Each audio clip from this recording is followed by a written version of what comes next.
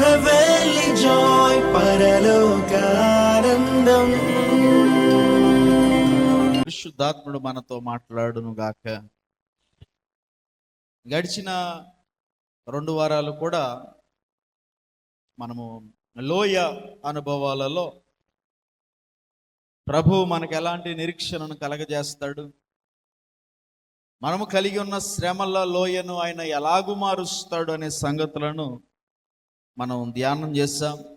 ఆఖోరు లోయను అనగా శ్రమ లోయను మనకు నిరీక్షణ ద్వారముగా ఆయన చేస్తాను అన్నాడు. 7 రకాల లోయ అనుభవాల గుండా మనం వెళ్ళాం. మొట్టమొదటిది ఆఖోరు లోయ అనగా శ్రమల లోయ.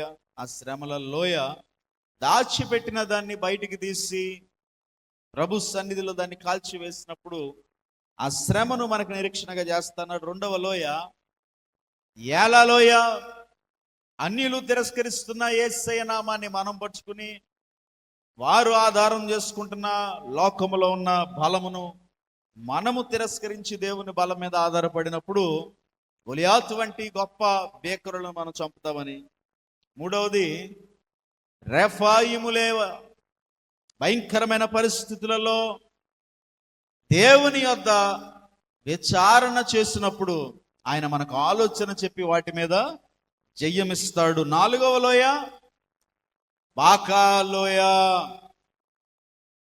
ఎంత కష్టమైన మన సాక్ష్యమును మనం కాపాడుకున్నప్పుడు తొలకరి వాను కురిపించి దీవెనలతో మనల్ని దేవుడు పంపుతాడు. 5వ లోయ దేశములో కనబడుతున్న ఒక 2 యవనస్తులు దెయ్యము చేత పట్టబడిన మనుష్యులను దేవుడు ఎలాగా విడిపించాడు, విడుదల చేశాడు అనే విషయాలను ఇక్కడ రాయిస్తూ ఉన్నాడు.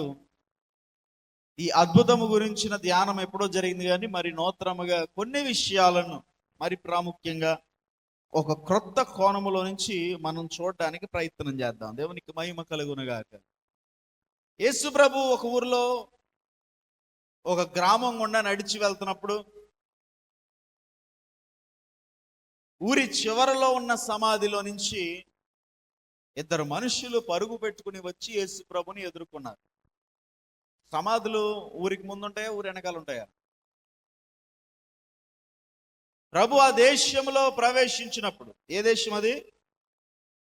గదరేనీయుల దేశం.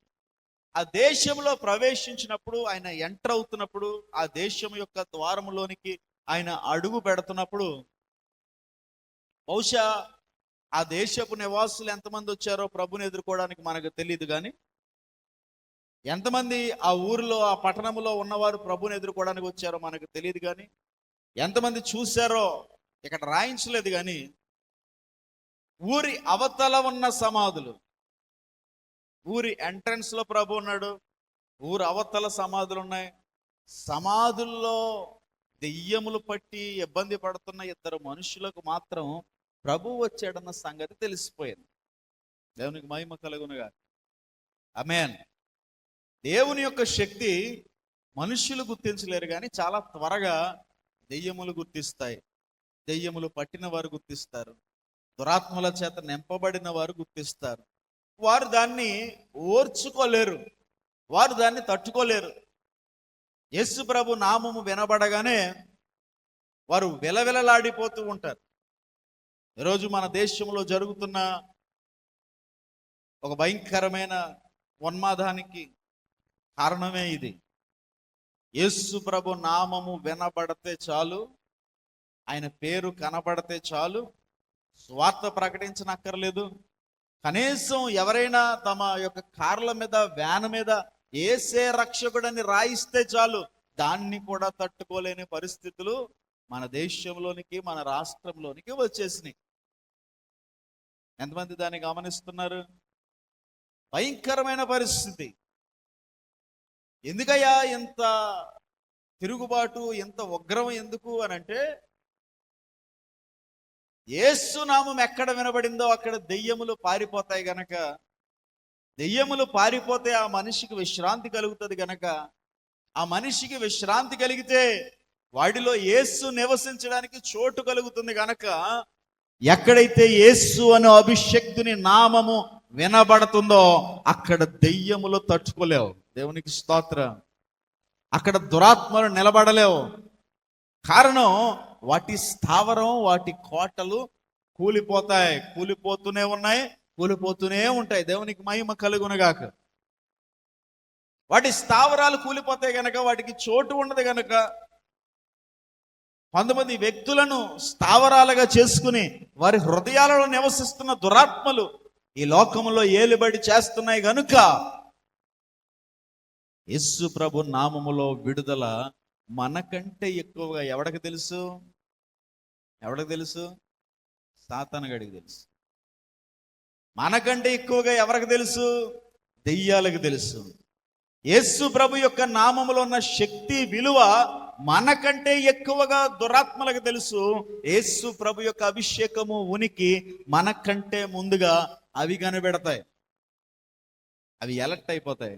అమ్మ బాబోయ్, ఈ నామము గనక కాసేపు మన గ్రామంలో, మన వాడల్లో, మన వీధుల్లో వినబడిందంటే ఇంకా మనకెక్కడ ఉనికి ఉండదు గనక వెంటనే వారిని తిరుగుబాటు చేయాలి, వారిని పంపించేయాలి, వారిని వెనక్కి తిరిగేలా చేయాలని ఉగ్రత కలిగి వారు రెచ్చిపోతున్న పరిస్థితులలో ఈరోజు మనమున్నాం. ప్రియ దేవుని బిడ్డలారా, ఇది ఎప్పటి నుంచి జరుగుతుంది కాదు, ఇది సాక్షాత్ యేసు ప్రభువే ఎదుర్కొన్న అపోజిషన్. ఇది మనము కాదు. ఎవరు? ఊర్లోకి అడుగు పెట్టగానే ఎక్కడో సమాధుల్లో ఉన్న వాళ్ళు పరుగుపెత్తుకుంటా వచ్చేసారు యేసు ప్రభు దగ్గరికి. వారు ఎలా ఉన్నారంట? ఎలా ఉన్నారు? ఉగ్రులై ఉన్నారంట. ఎంత ఉగ్రత కలిగి ఉన్నారంట వాళ్ళు? ఏ మనుష్యుడు కూడా వారికి ఎదురు వెళ్ళట్లేదు. అంటే ఒక మనిషిని చంపేంత ఉగ్రత వారిలో ఉంది. అంత ఉగ్రులై ఉన్నారు. ఇదేమి క్రొత్త విషయం కాదు. ఆనాడు గెదరేనుల దేశంలో కూడా ఆ దెయ్యములు పట్టిన ఇద్దరు ముందు ఎవరు కూడా వచ్చి నిలబడడానికి ధైర్యము చేయట్లేదు. ఎందుకు కారణం అంటే వారు ఎలాగున్నారు? ఉగ్రతతో వారు రెచ్చిపోతున్నారు. ఈరోజు ఈ ఉగ్రత మన దేశంలో కూడా కనపడుతుంది, మన ప్రాంతాల్లో కూడా కనపడుతుంది. చంపుతామంటున్నారు, కొడతామంటున్నారు, నరుకుతామంటున్నారు. రక్షణ వ్యవస్థలన్నీ కూడా నిర్వీర్యం అయిపోయినాయి. ప్రజలను రక్షించాల్సిన వ్యవస్థలన్నీ కూడా చేతులు పైకెత్తేసినాయి. వారు కూడా వారితో పాటు చేతులు కలిపి ప్రవర్తిస్తున్నట్లుగా ఈరోజు దేశము, రాష్ట్రం కనపడుతుంది. వారంలో ఒడిశాలో బిపిన్ బిహారీ నాయక్ అనే ఒక వ్యక్తిని ఎంతమంది చూశారు? ఈ వార్త ఎంతమంది చూశారు? Very good. ఇలాంటివి చూడాలి. పనికిమాలిన రాజకీయ కౌరులు మనకు అక్కర్లా. ఈరోజు ప్రపంచంలో క్రైస్తవుల పరిస్థితి ఏంటో మనం తెలుసుకోవాలి. ఆ వ్యక్తిని పట్టుకుని బలవంతముగా ఆ వ్యక్తి చేత వారి దేవుడికి జై కొట్టించుకుని ఆ వ్యక్తి నోట్లో పేడను కుక్కి పేడను తినిపించారు. నిన్నటి దినాన మేఘాలయ సీఎం, సాక్షాత్తు మేఘాలయ రాష్ట్రం యొక్క సీఎం గారు ఒక పెద్ద లేఖను విడుదల చేశారు. మేము బ్రతుకుతున్నది ప్రజాస్వామ్య భారతదేశంలోనేనా? ఎంతటి నికృష్టమైన చర్యకు మీరు ఎలా పాటుపడ్డారు? వారిని శిక్షించాలి అని వారు రిలీజ్ చేస్తే ఈ పాస్టర్ గారు బిపిన్ నాయక్ గారు మాత్రం అన్నాడు, నేను వారిని క్షమించేస్తున్నాను అన్నాడు. దేవునికి స్తోత్రం. ప్రతి చోట క్రీస్తు ప్రేమను మనం చూపిస్తున్నాం. వారు మాత్రం ఎలా తిరగబడుతున్నారు? వారు ఉగ్రులై తిరగబడుతున్నారు. కారణం వారు కాదు, వారిలో నివసిస్తున్న ఏంటది? దురాత్మలు. ఎక్కడ నివసిస్తున్నాయి అవి? దురాత్మలు పట్టిన వారు, దెయ్యాలు పట్టిన వారు కేకలేసి కిందకెళ్ళి దుల్లేసి పిచ్చి పిచ్చి అరుపులేసి అలాగేం చేస్తారని అనుకోవద్దు. దురాత్మల చేత ఇన్ఫ్లుయెన్స్ చేయబడుతున్న వారు మెయిన్ టార్గెట్ ఏంటంటే దేవుని రాజ్య విస్తరణ ఆగిపోవాలి. ఇలా చాలా దేశాలు ప్రయత్నం చేశాయి, ఇలా చాలా ఖండాలు ప్రయత్నం చేశాయి. ప్రయత్నం చేసిన ప్రతి ఖండము కూడా 100 సంవత్సరాల లోపే పూర్తి క్రైస్తవ దేశాలుగా మారిపోయినాయి. దేవునికి స్తోత్రం. వారికి అర్థం కాని విషయాలు ఏంటంటే క్రైస్తవము నలిగి వెలిగేదిగా ఉంది. దేవునికి మహిమ కలుగును గాక. ఎప్పుడైతే తిరుగుబాటు క్రైస్తవం పైన ప్రారంభం అవుతుందో అక్కడ క్రైస్తవం ఇంకా ఎదుగుతుంది తప్ప తగ్గే అవకాశం. ఎప్పుడైతే దేవుని బిడలను అణిచివేస్తారో వారు ఇంకా పైకి లేస్తారు తప్ప అణిగిపోయే అవకాశం. ఎప్పుడైతే దేవుని బిడలను చంపేస్తారో ఆ రక్తములో నుంచి నూతనమైన సంఘాలు పుట్టుకొస్తాయి తప్ప అక్కడతో అంతమయ్యే పరిస్థితి. వారి ఉగ్రతలకు కారణం ఏంటయ్యానంటే ఈ దేవుని నామము, ఈ శక్తి, ఈ ప్రభావము, ఈ అభిషేకము గనక ప్రబలితే మా ఉనికి ఉండదేమో అనే ఇన్సెక్యూరిటీతో, ఇన్ఫీరియారిటీ కాంప్లెక్స్తో వారు రగిలిపోతున్నారు. ఇది సర్వసాధారణమైన విషయం. దేవునికి మహిమ కలుగును గాక. ఇదేమి అంతము కాదు, ఇదేమి కొత్తగా మొదలవుతుంది కాదు, ఇది ఆగిపోయేది కూడా కాదు. ఇంకా ఇది ముందుకు కొనసాగుతూనే ఉంటుంది. ఇలాంటి అక్రమాలు, ఇలాంటి అన్యాయాలు మన దేశంలో ఇంకా జరుగుతూనే ఉంటాయి. శుభవార్త ఏంటనంటే ఈ కష్టాలలో, ఈ ఇబ్బందుల్లో, ఈ శ్రమలలో సంఘము ఇంకా తేజోమయముగా వెలుగుతూనే ఉంటది, ఆగేది కాదు. దేవునికి స్తోత్రం. ఇవి ఎన్ని జరుగుతాయో అంత ఎక్కువగా వెలుగుతూ ఉంటారు. ఇది జరగాల్సి ఉన్నది. కారణం ఏంటంటే అంత్య దినముల అందట చేపలు పట్టేవాడు వల వేసి వాడు వల నిండా చేపలు బయటకు తీసుకొస్తాడట. వాక్యంలో రాయించిన మాట. వాడు వల నిండా చేపలు తీసుకొస్తాడు ఒడ్డుకి. ఒడ్డుకు వచ్చిన తర్వాత ఏం చేస్తాడు ఎప్పుడైనా చూసారా? వేస్తోళ్ళు ఏం చేస్తారు తెలుసా? వలేసి చేపలు పట్టి ఒడ్డుకు తెచ్చిన తర్వాత ఆ వలలో చేపలను వేరు చేస్తారు. వలలో చేపలు ఒడ్డుకి తెచ్చిన తర్వాత వలలో చేపలు మాత్రమే ఉండవు. ఏముంటాయి? పాములు ఉంటాయి. ఆ వలలో కప్పలుంటాయి. ఆ వలలో తినడానికి పనికిరాని కొన్ని వ్యర్థమైన చేపలుంటాయి. ఆ వలలో విషపూరితమైన పురుగులుంటాయి, తేళ్ళుంటాయి.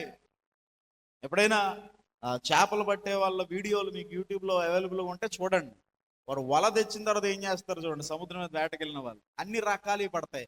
వాళ్ళు గ్రేడింగ్ చేస్తారు. ఏం చేస్తారు అంటే ఇది ఒక కొరమైన చేపలన్నీ పక్కన, పాములు ఎన్ని పడ్డాయి, పాములు తీసేసి మళ్ళీ సముద్రంలోనే పడేస్తారు. తినడానికి వీలు లేని పిచ్చి చేపలు ఉంటాయి. ఆ పిచ్చి చేపలు కొన్ని తీసేసి ఏవైతే మేలైనవి ఉన్నాయో వాటిని తెచ్చి మార్కెట్కి తీసుకొస్తారు. అవి తినడానికి పనిచేస్తాయి, అవి అమ్మడానికి పనిచేస్తాయి, అవి ఇంకొకరు ఉపయోగపడతాయి, లాభదాయకంగా ఉంటాయి. దేవునికి స్తోత్రం. దేవుడు చెప్తున్నాడు పరలోక రాజ్యము కూడా తమ వలను వేసు చేపలు పట్టే జాలరిని పోలి ఉన్నది. దేవునికి స్తోత్రం. ఇది ఎందుకు జరగాలయ్యా అనంటే ఇది జరుగుతున్నప్పుడు ఈ శ్రమలలో సంఘములో ఉన్న కొంతమంది బయటికి పోతారు. మీకు అర్థమవుతుందా? కొంతమంది బయటికి పోతారు. ఎవరు వాళ్ళు? సంఘములో అన్ని పావురాలు ఉండవు, సంఘములో అన్ని మంచి చేపలు ఉండవు, విషపూరితమైన కొన్ని పాములు ఉంటాయి. వాటిని తీసి పక్కన పడేస్తాడు దేవుడు. ఆయన చేత్తో తీయడు, వీళ్ళే పోతారు. రిజర్వేషన్లు పోతాయి అనే రూల్ ఖచ్చితంగా కొన్ని సంవత్సరాల్లో ఎవడైతే ఇప్పటికే వచ్చేసింది, చాలా రాష్ట్రాల్లో అమలు చేసేసారు. మీకు తెలుసా మధ్యప్రదేశ్లో అమలు అయిపోయిన చట్టం అది. ఏంటి? క్రైస్తవ్యంలోకి నువ్వు మారితే నీకు గవర్నమెంట్ జాబ్లు, రిజర్వేషన్లు ఉండవు. అది జరుగుతుంది అక్కడ. మీకు తెలుసా? నిన్న ఈ వారంలో మీరు తెలుసుకోవాలి. ఇప్పుడు ఈ చేపలను వేరు చేస్తాడు దేవుడు. ఈ వాళ్ళలో ఈ ఉగ్రత ఎందుకు ఉందయ్యానంటే సంఘములో కొంతమంది పాములు ఉంటారు, విషపూరితమైన పాములు. వాళ్ళు చేపల్లా కనపడతారు అంతే. దేవుడు వాళ్ళలో ఉన్న చేపల్లా కనపడతారు, కానీ వాళ్ళు నాగు పాములు, త్రాసు పాములు. ఇలాంటిది ఏదో ఒక శ్రమ వస్తుంది, అప్పుడు ఆ పాము పారిపోద్ది. మీకు చెప్పాను కదా చాలాసార్లు. కొంతమంది ములుగు పాములు ఉంటారు. ఏంటా ములుగు పాములు చెప్పాను మీకు. తల ఎలాగుంటుంది? పాములాగా ఉంటుంది. చేప ఎలాగుంటుంది? తోక ఎలా ఉంటుంది? చేపలాగా ఉంటుంది. అది పాముల్లోకి వెళ్ళి తల చూపిస్తుంది, చేపల్లోకి వెళ్ళి. కొంతమంది అలాగ ఉంటారు. ఇక్కడ ఆదివారం మందిరంలో బైబిల్ చూపిస్తారు, మంగళవారం బార్లో బీర్ బాటిల్ చూపిస్తారు. ఈ ములుగు పాములు కూడా ఇక్కడే ఉంటాయి. ఈ సమయంలో దేవుడి వారిని కూడా వేరు చేస్తాడు. తేళ్ళు ఉంటాయి, తేలు నమ్మినోడినే వేస్తా ఉంటది, ఆ తేలు ఉంటది. వాటినన్నిటినీ దేవుడు ఇప్పుడు ఈ శ్రమలలో సంఘములోంచి వేరు చేసేస్తాడు. ఈ ప్రాసెస్ ఎందుకయ్యా అంటే, ఈ ఉగ్రత ఎందుకయ్యా వారికంటే, సంఘమును దేవుడు రిఫైన్ చేయబోతున్నాడు. ఏం చేయబోతున్నాడు? రిఫైన్ చేయడం అంటే సంఘమును గ్రేడ్ చేసి నాణ్యముగా మార్చబోతున్నాడు. రద్దంతా ఈ అంత్యకాలంలో బయటికి పోతుంది. వాక్యం చెప్తుంది, గోధుమలు గురుగులు కలిసి పెరుగుతాయి, అంత్య దినముల యందు గురుగులు వేరు చేయబడి పొట్టును అగ్నితో. అది దేవుని రాకడలో జరుగుతుంది అనుకోవద్దు, అది ఇప్పుడే జరగడం ప్రారంభమైపోయింది. దేవునికి స్తోత్ర. చాలా మంది పాస్టర్లు, సంఘాలు నడిపించిన పాస్టర్లు సేవ వదిలేసి, సంఘాలను వదిలేసి, దేవుడిని వదిలేసి కలిసిపోయారు వేరే గుంపులో. వారు ఇంటర్వ్యూలు చేస్తున్నారు. చాలా మంది దేవుని బిడలు, అమ్మ బాబోయ్ మా జాబులు పోతాయేమో, మా ఉద్యోగాలు పోతాయేమో, మా జీవితాలు పోతాయేమో, మా పిల్లలకి భవిష్యత్తు ఉండదేమో అని చర్చిలు మానేసుకున్నారు ఇప్పటికే. మీకు తెలుసా ఇది ఎందుకు జరుగుతుందయ్యా అని అంటే, దేవుడే పనికిరాని చెత్తను ఆయన సంఘములోంచి తీసేస్తున్నాడు. మీరెవరైనా మీ ఇంట్లో చక్కని కుక్క పెంటను తీసుకొచ్చో, పేడను తీసుకొచ్చో మీ బెడ్రూమ్లో పెట్టుకుని ఉండి దాంతోపాటు నివాసం చేయడానికి ఇష్టపడతారా? ఎలా పెట్టుకుంటాం ఇంటిని? సంఘం అనగా దేవుని ఇల్లు. దేవునికి స్తోత్రం. మరి దేవుడు ఇష్టపడతాడా పెంటని? దేవుడు ఇష్టపడతాడా శుభ్రం లేని వాటిని? దేవుడు ఇష్టపడతాడా? క్లీనింగ్ స్టార్ట్ అయింది. దేవునికి స్తోత్రం. పరలోక రాజ్యంలో స్థానం అందరికి కాదు, కొందరికే అని చెప్పాడు. ఏం చెప్పాడు? ఇరుకు మార్గమున ప్రవేశించువారు కొందరే. ప్రపంచంలో ఉన్న అందరూ పరలోకంకి వెళ్ళరు, సంఘంలో ఉన్న అందరూ పరలోకంకి వెళ్ళరు, క్రీస్తుని రక్షకుడిగా అంగీకరించిన ప్రతి ఒక్కరూ పరలోకం చేరుకోరు. మీలో కొందరే. దేవుని బిడ్డలో కొందరికి ఆ రాజ్యం. ఎవరికి ఆ రాజ్యం తెలుసా? ప్రజలు ఉగ్రులై తిరగబడుతున్నప్పుడు దేవునితో పాటు ఉన్న వారికే ఆ రాజ్యం. దేవునికి స్తోత్రం. ఇప్పుడు ఆ ప్రాసెస్ స్టార్ట్ అయింది. చాలా మంది విడిపోతారు. ఇక్కడ కూర్చున్న మీ అందరిలో కూడా అందరూ సదాకాలము హెవెన్లీ జాయ్ సంఘంలో ఉంటారు అని నేను స్పష్టంగా చెప్పలేను. మీలో కొందరు టుబుక్కుమని మాయమైపోతారు రేపో ఎల్లుండో, వచ్చే సంవత్సరం. కారణం ఏంటంటే, అమ్మో మా ఉద్యోగం పోతుంది, అమ్మో మా పిల్లల చదువులకి ఇబ్బంది అవుతుంది, అమ్మో మేము ఈ దేవుణ్ణి నమ్ముకుంటే మా రాయితీలు పోతాయి, రిజర్వేషన్లు పోతాయని కొందరు టుబుక్కుమంటారు. ఎక్కడి నుంచి ఇబ్బంది ఏమీ లేదు. కానీ కొంతమంది ఏది పోయినా నాకు ప్రభువే కావాలని ఉంటారు. వారు ఆది నుంచి రక్షణ పొందాలని దేవుడు ఎప్పుడో నిర్ణయించాడు గనక వారు దేన్ని లెక్క చేయరు. దేవునికి స్తోత్రం. అలాంటి గుంపులో మీలో అందరూ ఉందురుగాక. కనుక వారు ఉగ్రులై వస్తారు, కొత్త విషయం ఏమి కాదు. ఆ ఉగ్రులై వచ్చిన వారిని దేవుడు విడిపించగలడు, అది కూడా కొత్త విషయమేమి కాదు. దేవునికి స్తోత్రం. అయితే ఈ రోజున, ఇంకా నేను వాక్యంలోకి వెళ్ళలేదు, ఈ రోజున ఒక ప్రత్యేకమైన కొన్ని విషయాలు, ఈ దురాత్మలు ఏం చేస్తాయి, ఎలా ప్రవర్తిస్తాయి, ఇవి ఒక మనిషిని నాశనం చేయడానికి వాడే అస్త్రాలు ఏంటి, మనం ఈ రోజు నేర్చుకుందాం. చూడండి 28వ అధ్యాయం. ఆయన అద్దరినున్న గదరనేల దేశము చెరగ దెయ్యములు పట్టిన 2 మనుష్యులు సమాధుల్లో నుండి బయలుదేరి ఆయనకు ఎదురుగా వచ్చి, వారు మిగుల ఉగ్రులైనందున ఎవడను ఆ మార్గమున వెళ్ళలేక పోయెను. గమనించాలి, ఈ వచనంలో ఒక చక్కని విషయం దాచబడి ఉంది. 2 మనుషులను దెయ్యాలు పట్టినాయి, అది మీకు అర్థమైంది. వారు ఎక్కడ ఉంటున్నారు అనేది మీకు అర్థం అవ్వాలి. దెయ్యాలు పట్టిన ఈ ఇద్దరు మనుషులను ఈ దురాత్మలు ఎక్కడికి తీసుకెళ్ళాయి? ఎక్కడికి తీసుకెళ్ళాయి? ఎక్కడి నుంచి వచ్చారు వాళ్ళు? ఎక్కడి నుంచి వచ్చారు?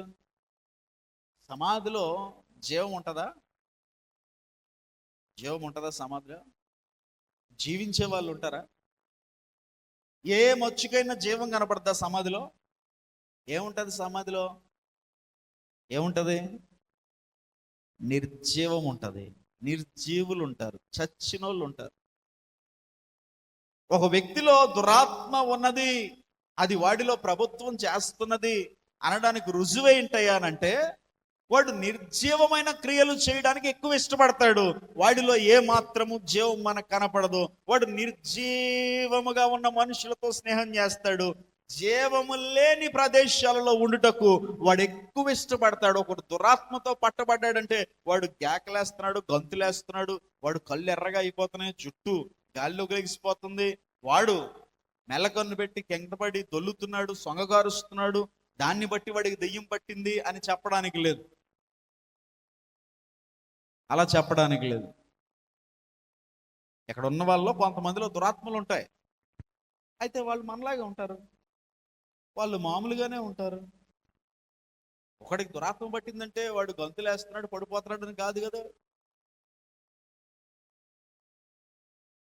మనము యేసు ప్రభుని నమ్ముకున్నాం, రక్తంలో కడగబడ్డాం. మనలో ఏ ఆత్మ ఉంటుంది? పరిశుద్ధాత్మ ఉంటుంది. ఒకడు దురాత్మలతో సహవాసం చేస్తున్నాడు, వాడు దెయ్యాలతో సహవాసం చేస్తున్నాడు, వాడు లోకంలో ఉన్నాడు. వాడిలో ఏ ఆత్మ ఉంటుంది? దురాత్మే ఉంటుంది. మంచి ఆత్మ ఎక్కడి నుంచి వస్తుంది? దురాత్మ ఉంటే వాడు దుష్టశక్తి కలిగి వికృతంగా ప్రవర్తిస్తాడని రూల్ ఏమీ లేదు. అయితే వాడిలో దురాత్మ ఉంది, లేదా ఇక్కడ కూర్చున్న మీలో ఎవరికైనా దురాత్మ ఉన్నది అని మీరు ఎలా కనిపెట్టాలి? మీరు ఎలా గ్రహించాలి? దురాత్మ చేసే పని ఏంటంటే మిమ్ములను నిర్జీవమైన స్థలాలకు, నిర్జీవమైన స్నేహాలకు, జీవము లేని మాటల్లోనికి, జీవము లేని పరిస్థితుల్లోనికి, జీవం ఏమాత్రం కనబడని నిర్జీవ క్రియలలోనికి నడిపిస్తూ ఉంటది. అక్కడ మీరు పసిగట్టాలి, నేను దేవుని ఆత్మను పోగొట్టుకున్నాను. అక్కడ మీరు పసిగట్టాలి, నేను పరిశుద్ధాత్మను పోగొట్టుకున్నాను. అక్కడ మీరు గుర్తించాలి, నాలో దేవుని ఆత్మ ఏ మాత్రము లేదు, ఇదిగో నేను దురాత్మల చేత నడిపించబడుతున్నాను. మీకు తెలిసిపోవాలి దేవుని బిడలైతే ఏ మాత్రం స్పృహ మీలో ఉన్నా. దురాత్మ చేసే పని ఏంటి? ఒకరిని పట్టినప్పుడు అంటే దేవుని యొక్క జీవములో వాడిని ఉండనివ్వదు. చర్చకొచ్చే వాళ్ళందరూ జీవములో ఉన్నట్టు కాదు, వారు జీవిస్తున్నట్టు కాదు. నువ్వు సోమవారం నుంచి శనివారం వరకు నీ మాటలన్నీ నిర్జీవమైన మాటలే ఉంటే, నీ స్నేహాలన్నీ నిర్జీవమైన స్నేహాలే ఉంటే, నువ్వు ఒకటితో గంట మాట్లాడుతుంటే అందులో జీవింపజేసే మాట ఒక్కటైనా లేనట్లయితే నిన్ను దురాత్మ లీడ్ చేస్తుంది. జాగ్రత్త పడాలి. అపొస్తలుల కార్యములు 14వ అధ్యాయము 15వ వచనం. అపొస్తలుల కార్యములు 14వ అధ్యాయము 15వ వచనం.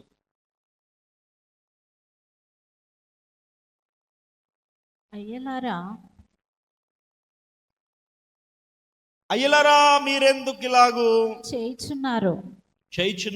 మేము కూడా మీ స్వభావం వంటి స్వభావం గల నరులమే. మీరు ఈ వ్యర్థమైన వాటిని విడిచి ఆకాశమును భూమిని సముద్రమును వాటిలో ఉండు సమస్తమును సృజించిన జీవము కలిగిన దేవుని వైపు తిరగవలెనని మీకు సువార్త ప్రకటించుచున్నాము. ఇక్కడ జరిగింది ఏంటయ్యా అనంటే, పౌలు శీలలు చూడండి 7 నుంచి మీరు చదవగలిగితే, లుస్త్రాలో బలహీన పాదములు గల ఒకడుండెను. అతడు పుట్టిన మొదలుకుని కుంటివాడై ఉండడని, నడవలేక కూర్చున్నవాడు. అతడు పౌలు మాట లాడుట వినెను. పౌలు అతని వైపు తిరిగి చూచి స్వస్థత పొందుటకు అతనికి విశ్వాసం ఉంచడని గ్రహించి నీ పాదములు మోపి సరిగా నేను బిగ్గరగా చెప్పగా అతడు గంతులు వేసి నడవసాగిన. జన సమూహములు పౌలు చేసిన దాన్ని చూచి లుకయోనియా భాషలో దేవతలు మనుష్య స్వరూపము తాల్చి మన యొద్దకు దిగి వచ్చి ఉన్నారని కేకలు వేసి బర్నబాకు ద్రౌపది అనియు, ద్రౌపది అనగా బృహస్పతి, పౌలు ముఖ్య ప్రసంగికునైనందున అతనికి హెర్మే అనియు పేరు పెట్టిరి. పట్టణమునకు ఎదురుగా ఉన్న ద్రౌపది యొక్క పూజారి ఎడ్లను పూదండలను ద్వారముల యొద్దకు తీసుకుని వచ్చి సమూహంతో కలిసి బలి అర్పింపవలెనని యుండెను. అపోస్తులైన బర్నబాయు పౌలును ఈ సంగతి విని తమ వస్త్రములు చించుకొని సమూహములోనికి చొరబడి చాలు. లుస్త్రాలో ఒక గొప్ప స్వస్థత జరిగింది. అవిటివాడైన ఒక్కడికి అపోస్తులైన పౌలు ప్రార్థన చేయగా, అపోస్తులైన పౌలు లెమ్మని చెప్పగా వాడి అవిటితనం పోయింది. ఆ లుస్త్రా పట్టణంలో ఉన్న వారందరూ చూసి సాక్షాత్తు దేవతలే మన మధ్యలో వచ్చారు, మీరు దైవ స్వరూపాలు, ఇదిగో బర్నబా బృహస్పతి, ఇదిగో పౌలు హెర్మే, మనం పూజిస్తున్న దేవతలే దిగి వచ్చారని చెప్పి వారికి డప్పు కొట్టి హడావిడి చేసి మాలలు వేసి సత్కరించాలని, వారిని సన్మానించాలని, వారి ముందు గంతులు వేయాలని ఇష్టానుసారమైన ప్రవర్తన చేస్తున్నప్పుడు అపోస్తులైన పౌలు చొక్కా చింపుకొని అంటున్నాడు, మీరు వ్యర్థమైన దాన్ని విడిచిపెట్టి సముద్రమును భూమిని ఆకాశము సృజించిన దేవుని తట్టుకు తిరగాలని మీకు సువార్త ప్రకటిస్తున్నాం. దేవునికి స్తోత్రం. దురాత్మలు ఏం చేస్తాయి? దేవుని శక్తిని కూడా నిర్జీవమైన వ్యర్థమైన క్రియలు చేయుటకు అవి ప్రేరేపిస్తాయి. దేవుని శక్తి ఉన్న చోట కూడా ఆ దురాత్మలు వ్యర్థమైన క్రియలు చేయుటకు ఒకడిని ప్రేరేపిస్తాయి. పాస్టర్ గారు చొక్కా చింపుకొని వస్త్రాలు చింపుకొని గుండెలు బాదుకుని ఏడుస్తున్నాడు, అయ్యా ఈ వ్యర్థమైన కార్యాలు చేయుటకు మేము మీ మధ్యలోకి రాలేదు, కానీ ఈ నిర్జీవమైన క్రియలు విడిచిపెట్టుకుని ఆకాశమును భూమిని సముద్రమును సృష్టించిన దేవుడైన ప్రభుని మీరు పూజిస్తారని మీకు సువార్త ప్రకటిస్తున్నాం. దేవునికి స్తోత్రం. సువార్త దేని కొరకు? వ్యర్థమైన దానిని విడిచిపెట్టుట కొరకు. అక్కడ రాయిస్తున్నాడు స్పష్టముగా, చూడండి 15లో, మీరు ఈ వ్యర్థమైన వాటిని విడిచిపెట్టి ఆకాశమును భూమిని సముద్రమును వాటిలో ఉండు సమస్తమును సృజించిన జీవము గల దేవుని వైపు తిరగవలెనని మీకు సువార్త ప్రకటించుచున్నాము. దేవునికి స్తోత్రం. సువార్త దేని కొరకట? దేన్ని విడిచిపెట్టడానికట? వ్యర్థమైన దాన్ని, నిర్జీవమైన దాన్ని. దేవుని శక్తి ఎవరిలో అయితే ఉంటుందో వాడు వ్యర్థమైన వాటిని విడిచిపెట్టుకోవడానికి ఇష్టపడతాడు. దురాత్మ శక్తి, దురాత్మ ప్రభావము ఎవడి మీద అయితే పని చేస్తుందో వాడు వ్యర్థమైన దాన్నే వెతుక్కుంటూ వెళ్తాడు, వాడు నిర్జీవమైన దాన్నే వెతుక్కుంటూ వెళ్తాడు. ఇక్కడ ఎంత వాక్యం విన్నా రాత్రి వాడు సారానే వెతుక్కుంటూ వెళ్తాడు. ఇక్కడ ఎంత వాక్యం విన్నా రేపొద్దున వాడు సినిమానే వెతుక్కుంటూ వెళ్తాడు. ఇక్కడ ఎంత వాక్యం విన్నా వాడు బీడినే, వ్యభిచారమునే, వాడు పాపమునే వెతుక్కుంటూ వెళ్తాడు. కారణము వాడు దురాత్మ చేత పీడింపబడుతున్నాడు. మీరు ఎలా వెతుక్కుంటూ నిర్జీవమైన క్రియలు చేయుటకు పరుగు పెడుతున్నారంటే దేవుడే మీతో మాట్లాడుతున్నాడు. దాని అర్థం ఏంటో తెలుసా? మీరు దురాత్మ చేత ప్రేరేపింపబడుతున్నారు. దేవుని ఆత్మ మిమ్మల్ని రేపుతున్నదన్న సంగతిని విస్మరిస్తున్నారు. పరిశుద్ధాత్మకు మీరు చోటు ఇవ్వట్లేదు గనక మీరు ఒకానొక దినమందు వేరు చేయబడము ఖాయము. మీరు దీన్ని గుర్తించాలి. దేవుని ఆత్మ మిమ్మల్ని నడిపిస్తుందా? దురాత్మ మిమ్మల్ని నడిపిస్తుందా? దేవుని ఆత్మ నడిపిస్తే వ్యర్థమైన దాన్ని విడిచిపెట్టి సృష్టికర్త అయిన దేవుణ్ణి ప్రకటిస్తారు, ఆయన కొరకు బ్రతుకుతారు. దేవునికి మహిమ కలుగునుగాక. ఒకవేళ దురాత్మ మిమ్మల్ని ప్రేరేపిస్తే ఆదివారం ప్రసంగానికే మీ జీవితం పరిమితం అయిపోతుంది. దురాత్మ మిమ్మల్ని ప్రేరేపిస్తుంటే ఆదివారం ఆరాధన వరకే మీ భక్తి దురాత్మ మిమ్మల్ని ప్రేరేపిస్తే రోజు చేసుకునే ఆ పగలు రాత్రి ప్రార్థనల వరకే మీ భక్తి జీవితం. మిగతా సమయం అంతా కూడా మిమ్మల్ని నిర్జీవమైన వ్యర్థమైన క్రియల్లోనికి అది నడిపిస్తూ ఉంటుంది. దానికి ఇష్టం అలా తీసుకెళ్ళడం. సమాధులలో దెయ్యాలు ఉండవు. మనం వెళ్ళి హాయిగా సమాధుల మీద కూర్చుని రావచ్చు, అక్కడ ఏ దెయ్యం మనకు కనపడుతుందా? సమాధుల్లో నుంచి దెయ్యాలు రాలేదు. వారి సమాధుల్లోంచి దెయ్యాలు రాలేదు. అక్కడ గమనించండి, దెయ్యాలు పట్టిన తర్వాత వాళ్ళు ఎక్కడికి వెళ్ళిపోయారు? అదే విషయం. సమాధుల్లోంచి దెయ్యాలు సమాధుల్లోంచి దెయ్యాలు రావు. దెయ్యాలు పట్టిన తర్వాత వాడు సమాధిలోకి వెళ్ళాడు. అంటే అర్థం, నిర్జీవమైన క్రియల్లోంచి దెయ్యాలు వచ్చి నీ హృదయంలోకి చేరే అవకాశం లేదు. నువ్వు నిర్జీవమైన క్రియలను చేయటం వలన ఆ దెయ్యమే నీలోనికి వచ్చి నిన్ను నిర్జీవ క్రియలలోకి నడిపిస్తుంది, నిన్ను బలహీన క్రియలలోకి నడిపిస్తుంది, నిన్ను వ్యర్థమైన పనులు చేసేలాగా మార్చేస్తుంది, నిన్ను పనికిరాని మాటలు మాట్లాడేలాగా మార్చేస్తుంది, వ్యర్థమైన స్నేహాలు చేసేలాగా, దమ్మిడి ఉపయోగం లేని మాటలు, పైసాకి పనికిరాని మాటలు, ఠికానా లేని మాటలు, గంటల గంటలు నీ సమయాన్ని వేస్ట్ చేసే మాటలు మాట్లాడిస్తుంది. కారణం, నువ్వు మాట్లాడుతున్నవారో, నువ్వు స్నేహం చేస్తున్నవారో ఖచ్చితంగా దేంతో నడిపించబడుతున్నారు? Getting deceived by false spirit. నువ్వు దురాత్మ చేత మోసం చేయబడుతున్న స్థితిలో ఉన్నావు. నువ్వు గ్రహించి లేవాలి పైకి. దేవునికి స్తోత్రం. నువ్వు దాన్ని గుర్తించాలి. నీ సమయం పాడైపోతున్నట్లయితే, నీ సాక్ష్యం పాడైపోతున్నట్లయితే, నీ మాటలు పాడైపోతున్నట్లయితే, నీ ఆలోచనలు పాడైపోతున్నట్లయితే, నీ ప్రవర్తన మీద మచ్చబడుతుంటే, నీ పరిశుద్ధత పోతుంటే నువ్వు గమనించు, నిర్జీవ క్రియలు నీలో ఎలా వర్ధిల్లుతున్నాయో దానికి కారణం నువ్వు దేవుని ఆత్మ చేత కాక దురాత్మ చేత నడిపింపబడుతున్నావు. హెబ్రీయులకు రాసిన పత్రిక 9వ అధ్యాయము, హెబ్రీయులకు రాసిన పత్రిక 9వ అధ్యాయము 14వ వచనం. నిత్యుడగు ఆత్మ ద్వారా తన్ను తాను దేవునికి నిర్దోషినిగా అర్పించుకున్న క్రీస్తు యొక్క రక్తము నిర్జీవ క్రియలను విడిచి జీవము గల దేవుని సేవించుటకు మీ మనస్సాక్షిని ఎంతో ఎక్కువగా శుద్ధి చేయను. దేవునికి స్తోత్రం. యేసు రక్తము చేసే పని ఏంటయ్యా? ఒకటి జీవితంలో యేసు రక్తము చేత కడగబడినప్పుడు అంటే ఆయన మన జీవితంలో చేయాలనుకుంటున్న క్రియే నిర్జీవ క్రియలు విడిచిపెట్టుటకు మనకు శక్తి ఇచ్చుటకు ఆయన రక్తము కార్చాడు. దేవునికి స్తోత్రం. హల్లెలూయా. మన మనస్సాక్షిని ఎంతో ఎక్కువగా శుద్ధి చేయడానికి ఆయన ఇష్టపడుతున్నాడు, రిఫైన్ చేయబోతున్నాడు. అందుకే దేవునికి రిఫైనర్ అనే పేరు వచ్చింది. దేవునికి స్తోత్రం.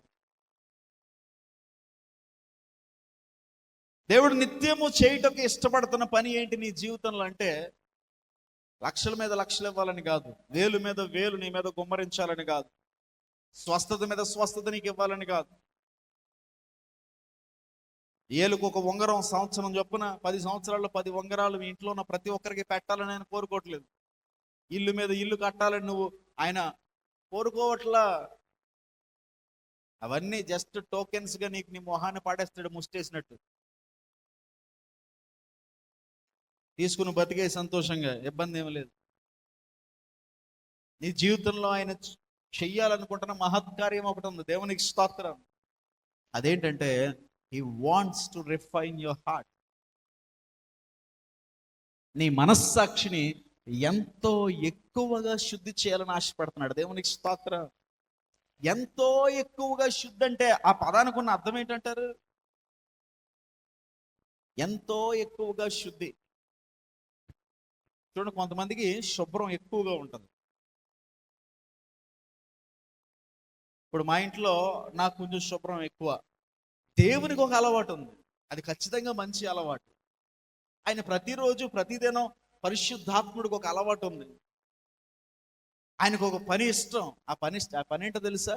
నీ మనస్సాక్షిని ఎంతో ఎక్కువగా శుద్ధి చేయాలనే పని పెట్టుకున్నాడు. దేనితో శుద్ధి చేయాలనుకుంటున్నాడంటే యేసు రక్తంతో శుద్ధి చేయాలనుకుంటున్నాడు. దేవునికి స్తోత్రం. దేన్నైనా శుద్ధి చేయాలంటే మనకేం కావాలి? ఏం కావాలి? అంట్లు తోమాలి. ఏం కావాలి? ఏం కావాలి? వాటరా? వాటర్ అంటే సరిపోద్దా? వాటర్ ఇస్తాను, చేపలు తాకిన శుభ్రం చేయి చూద్దాం. ఏం కావాలి? We need some detergent. ఏం కావాలి? ఒక డిటర్జెంట్ కావాలి, ఒక సబ్బు కావాలి, కనీసం ఒక నిమ్మకాయ కావాలి, ఏదో ఒక డిటర్జెంట్ క్వాలిటీస్ ఉన్న ఏదో ఒక ఐటెం నీకు కావాలి. మనుషుల మనస్సాక్షిని శుద్ధి చేయడానికి ఒక డిటర్జెంట్ అవసరమైంది ప్రపంచానికి. అది ప్రభు ఇచ్చాడు. దాని పేరే యేసు రక్తం. దేవునికి స్తోత్రం. ధారాళంగా ఇచ్చాడు. ఎంత ఇచ్చాడంటే చివరాఖరి బొట్టు వరకు కార్చేశాడు. దేవునికి మహిమ కలుగునుగాక. దాని యొక్క శక్తి ప్రభావము నేటికి ఉన్నది, అది ఎప్పటికీ ఉండేది. దేవునికి మహిమ కలుగునుగాక. ఆ రక్తం ఎప్పుడు నీ తలపైనే ఉంటది. పరిశుద్ధాత్ముడు చేసే పని ఏంటో తెలుసా? ఆ యేసు రక్తమును ఉపయోగిస్తూ నీ మనస్సాక్షిని ఇంకా ఇంకా ఇంకా ఇంకా ఇంకా ఇంకా ఇంకా ఇంకా ప్రతిదినము శుద్ధి చేయటగా ఆయన ఇష్టపడుతున్నాడు. దేవునికి స్తోత్రం. ఎప్పుడు ఆయన ఇష్టపడతాడు? ఆయన ఇష్టపడుతుంది ఎప్పుడు జరుగుతుందంటే, నిర్జీవ క్రియలను విడిచిపెట్టుటకు నువ్వు ఇష్టపడుతున్నప్పుడు నీ మనస్సాక్షిని ఇంకా ఎక్కువగా శుద్ధి చేయుటకు ఆయన ఇష్టపడుతున్నాడు. దేవునికి స్తోత్రం. నిర్జీవ క్రియలను నువ్వు కోరుకునే కొద్దీ ఆ రక్తము, ఆ ప్రభావము నీ మీద పని చేయట్లా. నిర్జీవ క్రియలను విడిచిపెట్టుటకు నువ్వు కోరుకుంటే నీ మనస్సాక్షి నేడున్నట్టుగా రేపు ఉండదు, రేపు ఉన్నట్టుగా ఎల్లుండి ఉండదు, ఈ సంవత్సరం ఉన్నట్టుగా వచ్చే సంవత్సరం ఉండదు. ఎందుకంటే నీ దేవుడు ఒక పని పెట్టుకున్నాడు, నిన్ను రిఫైన్ చేయాలి. ఏం చేయాలి? ఎక్కువగా నిన్ను శుద్ధి చేయాలనేది దేవుని యొక్క కోరిక. నీ మనస్సాక్షి ఎక్కువగా శుద్ధి కాబడాలనేది దేవుని యొక్క ఉద్దేశం. ఆ ఉద్దేశం నెరవేరుతుందా నీ జీవితంలో? ఆ ఉద్దేశం నెరవేరాలి అంటే నిర్జీవమైన వాటిని విడిచిపెట్టాలి. నిర్జీవమైన వాటిని విడిచిపెట్టాలంటే నేను నిర్జీవ క్రియలలోనికి నేను నడిపిస్తున్న దురాత్మ ప్రభావం ఏంటిదో నువ్వు గుర్తించి యేసు నామములో దాన్ని లయపరిస్తే కానీ సాధ్యం కాదు. అదొక మనిషి స్నేహమా? అదొక మనిషి బంధమా? ఒక వ్యక్తితో నువ్వు చేసే చాటింగా? ఒక వ్యక్తితో నువ్వు మాట్లాడే ఫోన్ కాలా? నీ హృదయంలో ఉన్న తలంపులా, నీ ఆలోచనలా? ఆ నిర్జీవ క్రియలు ఏంటివి? నువ్వు కలిగి ఉన్న వ్యసనాలా? ఆ నిర్జీవ క్రియలు ఏంటి? ఈరోజు నువ్వు ఆలోచించకపోతే ప్రమాదంలో పడతావు. కారణం, నీకు తెలియకుండా నువ్వు నడిపించబడుతున్నది దురాత్మతో. దురాత్మ ఎప్పుడు కూడా నిన్ను నాశనముకే నడిపిస్తుంది. దురాత్మ ఎప్పుడు కూడా నిన్ను నాశనముకే తీసుకెళ్తుంది. అది మంచిది అన్నట్టుగా కనపడుతుంది నీకు. ఆ నిమిషానికి, ఆ సమయానికి ఎంతో సంతోషం నీకు ఇస్తున్నట్టుగా కనబడుతుంది. కానీ అది గొర్రె చర్మము కప్పుకున్న తోడేళ్ళు, అది మేక వన్నె పులి. ఈరోజు ఒక బీరు ఎంతో సుఖం ఇచ్చేటట్టుగా కనపడుతుంది తాగుబోతుకి, అవునా? కనపడకపోతే అటు తాగుతాడా? ఆ క్వార్టర్ వేస్తే ఎంతో ప్రశాంతత వచ్చినట్టుగా కనపడుద్ది, పరలోకంలోకి వెళ్ళి వచ్చినట్టుగా కనపడుతుంది, గాలిలో తేలినట్టుగా కనపడుతుంది. అటు తాగుతూ ఉంటాడు. ఒకరోజు డాక్టర్ చెప్తాడు, సమస్య వచ్చి, అయ్యా నీ లివర్ కొట్టేసింది. ఏమైపోయింది? నీ లివర్ కొట్టేసింది. నా లివర్ కొట్టేసిందా? ఎందుకు కొట్టేసింది నా లివరు? నీకు హాయినిచ్చిందే, మెల్లగా నీ లివర్ని తినేసింది, అది నీకు తెలియలేదు. అప్పుడు గుండెలు బాదుకుంటాడు, మాయిదా అరే బీరా, నా లివర్ని కొట్టేసావా? ఉపయోగం ఉందా? సిగరెట్ కాల్చినప్పుడు వాడికి చాలా హాయిగా ఉంటుంది, ప్రశాంతంగా ఉంటుంది. ప్రశాంతంగా లేకపోతే ఎవడైనా సిగరెట్ కాల్తాడా? ఊరికే గాలిలో బొంగరాలు వదడానికి సిగరెట్ కాల్చేవాడు ఉంటాడు ఎవడైనా? పొగ ఊస్తే స్టైల్గా ఉంటుందని సిగరెట్ కాల్చేవాడు ఎవడైనా ఉంటాడా? ఆ పొగ పీల్చగానే నీ బ్లడ్ టిష్యూస్ అన్నీ కూడా చాలా ఫాస్ట్గా ట్రాన్స్ఫర్ అవుతాయి కనుక మెదడుకి ఒక హాయి కలుగుతుంది కనుక చూడండి, చాలా మందికి సిగరెట్ కాల్చిపోతే తలనొప్పి వచ్చేస్తుంది స్మోకర్స్కి. కారణం అది వాడికి ఇచ్చే హాయి, అది వాడికి చాలా ప్రశాంతంగా ఉంటుంది. కానీ ఆ ప్రశాంతత ఒక రోజున డాక్టర్ చెప్తాడు, నీ ఊపిరితిత్తులు పాడైపోయినాయి అని చెప్తాడు. ఏం చెడిపోయినాయి? కారణం ఏంటి? నీకు ప్రశాంతత ఇచ్చిన ఆ వ్యసనం నీకు తెలియకుండా ఒక రోజు నేను పాడు చేసేస్తుంది. నీకు అది వెనకాల పాడు చేస్తుంది అన్నది నీకు తెలియదు. తెలిసినా దాన్ని పట్టించుకోలేవు. తెలియకుండా ఉంటుందా? సిగరెట్ మీద రెండు ఊపిరితిత్తుల బొమ్మలు వేస్తాడు. ప్రతి సిగరెట్ ప్యాకెట్ మీద ఉంటాయి 2 ఊపిరితిత్తుల బొమ్మలు. ఆ ఊపిరితిత్తులు ఎలా ఉంటుంది తెలుసా? మచ్చలు పడిపోయి ఉంటాయి ప్రతి సిగరెట్ ప్యాకెట్ మీద. సిగరెట్ ప్యాకెట్ వెనకాల ఒక బొగ్గ ఒరిసిపోయి అది పుండు పట్టేసి చీము కారిపోతున్న బొమ్మ వేస్తాడు దాని మీద. ఆ చీమును చూస్తానే ఇడి సిగరెట్ తెస్తాడు. అది బ్యూటీ అందులో. ఇదంత దరిద్రుడు అంటే ఆ చీమును చూస్తానే, అంటే అర్థం ఏంటి? అడిగి చీము కనపడుతున్నా, బొక్కడిపోయి కనపడుతున్నా, ఊపిరితిత్తులు మాడి మసైపోయి కనపడుతున్నా, అది వాడి కంటికి కనపడనట్లుగా చేస్తున్నంత హాయిస్తున్నది. అది పాయింట్ అక్కడ. Smoking is injurious to have. ఏడు సినిమాకి వెళ్తాడు, ముందే వస్తుంది ముఖేష్ యాడ్. నేను నా పిల్లవాడిని బతికించుకోవడానికి 2 గాజులు అమ్ముకున్నాను అంటే అదొక తల్లి వచ్చి అదంతా చూసే ఈడు మళ్ళీ ఇంటర్వెల్లో సిగరెట్ కాల్చుకోవడానికి వెళ్తాడు. ఆ ముఖేష్ గాడి గుర్తురాడు. ముఖేష్ యాడ్ వేసిన తర్వాత మీకు తెలుసు, ముఖేష్ యాడ్ వేసిన తర్వాత సిగరెట్ ఏమన్నా తగ్గిందా అమ్మకాలు? సంవత్సరానికి సిగరెట్ కాల్చే వాళ్ళు ఎక్కువ అవుతున్నారు కానీ తగ్గట్లేదు భారతదేశంలో. తెలుసా? టొబాకో యూసేజ్లో మన భారతదేశం చాలా పైన ఉంది. మందు బాటిల్ మీద వేస్తారు, మద్యపానము హానికరం. అది చిన్నగా ఈరాది, పెద్దగా వేస్తారు. అది చూసే తాగుతాడు ఈ ఎదవ. కారణం వాడికి ఎదవ కాబట్టి, వాడిని ఎదవగా మార్చింది అది ఇస్తున్న సుఖం కాబట్టి. అది విషయం. వాడు బేసికల్లీ ఎదవ కాదు, అది ఇస్తున్న సుఖం వల్ల ఎదవన్నారు ఎదవ అయిపోయాడు. వాడు కనపడదు కది. ఒకనొక రోజు వస్తుంది, అప్పుడు తెలుస్తుంది ఊపిరితిత్తులు మటాష్, లివర్ మటాష్, కిడ్నీ మటాష్. ఎందుకు మటాష్? ఈ సుఖం వల్లే మటాష్. ఆడికి అప్పుడుదా తెలీదు, తెలిసినా పట్టించుకోడు, మత్తులో ఉంటాడు గనుక. సిగరెట్ మందు వ్యసనమే కాదు, స్నేహం కూడా అంతే. ఒక లోకపూరితమైన స్నేహం, అది నిర్జీవ క్రియలో నీకు హాయిగా ఉంటుంది, హేయంగా ఉండదు. అది ఎలా ఉంటుంది?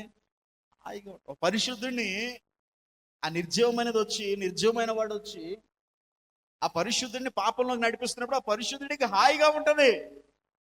ఎందుకంటే పాత సుఖాలు కదా, శరీరం యొక్క వ్యామోహం కదా, వాడిలోకి ఆ పాత విషయాలు ఇంజెక్ట్ చేస్తారు. ఎంత బాగుండేది కదా అప్పట్లో మనం వ్యభిచారం చేస్తుంటే.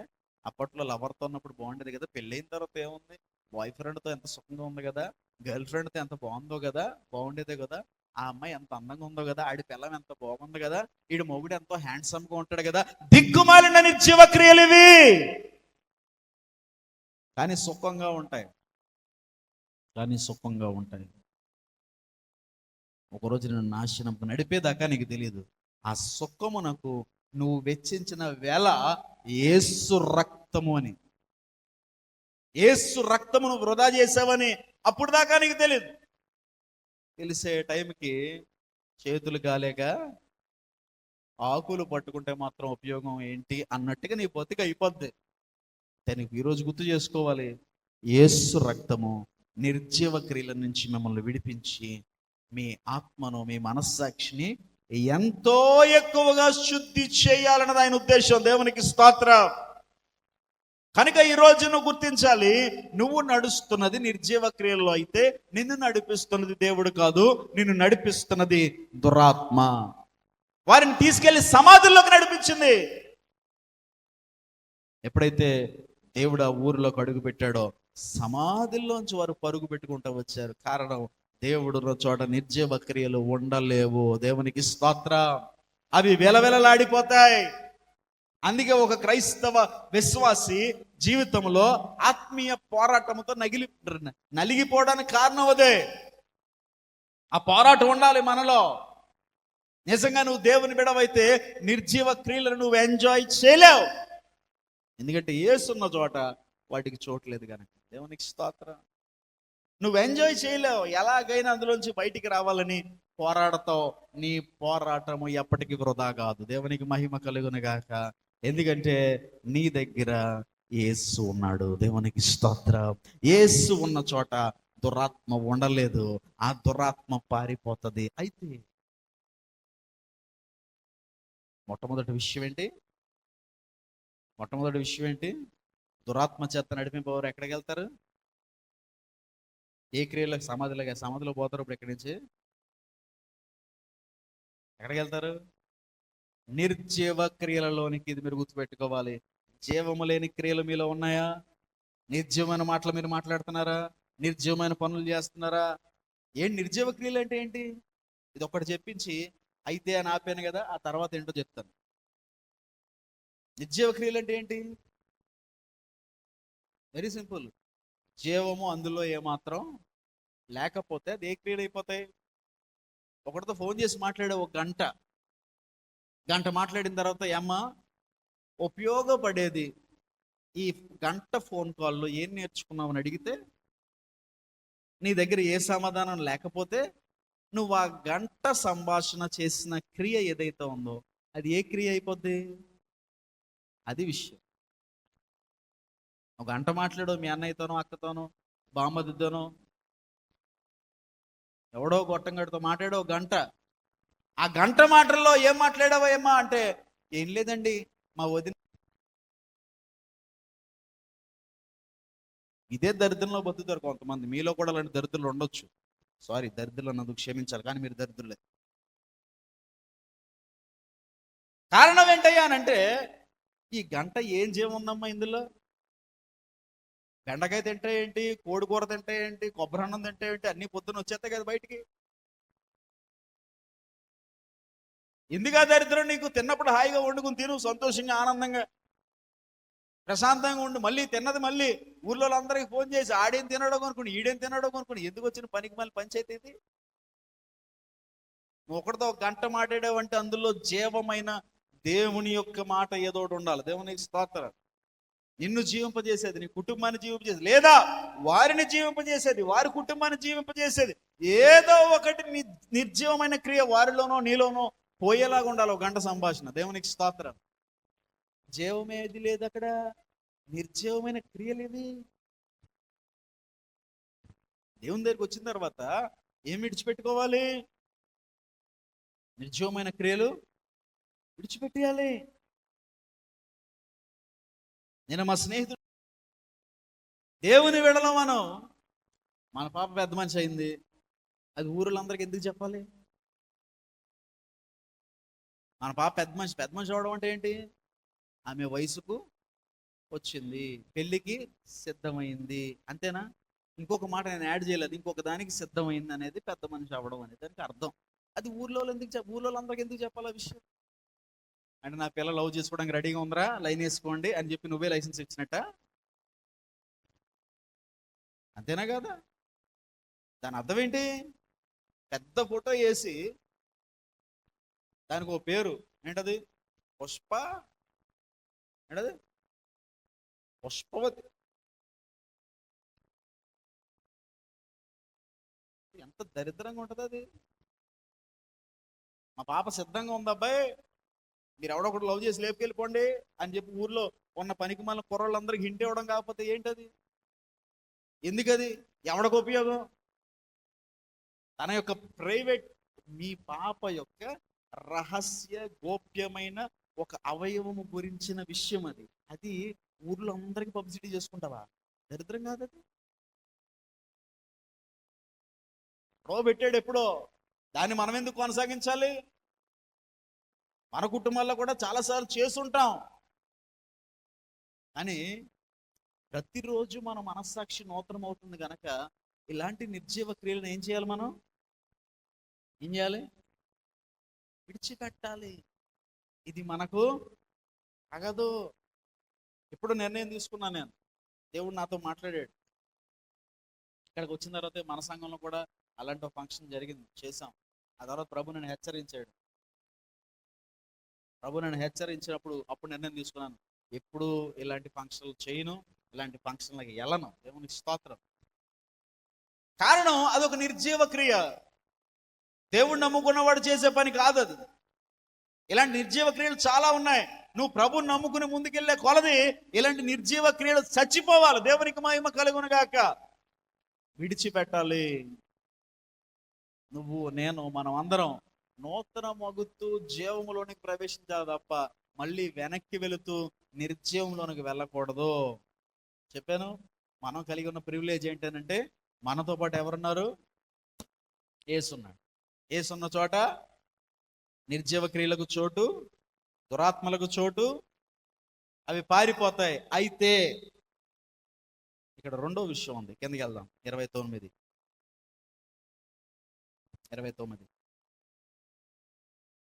8:29. ఇదిగో దేవుని కుమారుడా, నీతో మాకేమి? వారు, ఇదిగో దేవుని కుమారుడా, నీతో మాకేమి? నీతో మాకేమి? కాలము రాకమునుపే